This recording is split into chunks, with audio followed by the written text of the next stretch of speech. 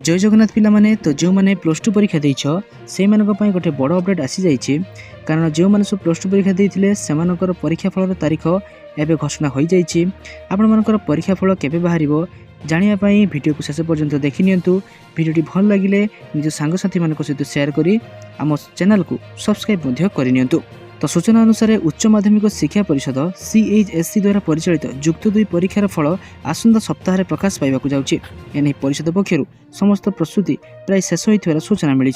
जदियो फल प्रकाशर निर्दिष्ट तारीख एपर्यंत विधिबद्ध भाव घोषणा करा जाय नाही, तथापि चलित मासर 14 रु 21 तारीख मध्य फल प्रकाश करा जिवो बोली सूचना रहउछि। परीक्षा फल को त्रुटिशून्य करिवा पई परिषद पक्षरु एकाधिक स्तर रे जांच प्रक्रिया चालू रहिछि। मार्क एंट्री टेबुलेशन और डाटा मेल प्रक्रिया को खूब सतर्कतार सह कराଯାଉଛି, जहाद्वारा छात्र छात्री माने कौनसी प्रकार असुविधार सम्मुखीन न हेबे सेप्रति ध्यान रखा जाଉଛି।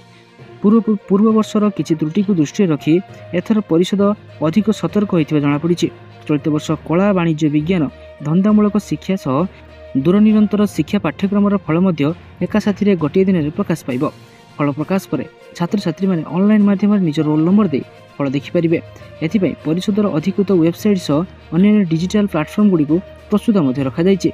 ए वर्ष बहु संख्यक छात्र छात्री परीक्षा अंशग्रहण करथिबा बेले फल प्रकाश को नहीं समस्त मध्य उत्सुकता बढ़ी।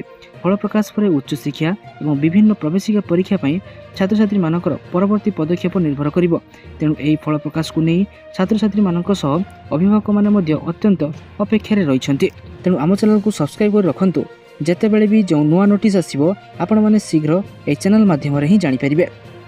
तो रहुछि जय जगन्नाथ।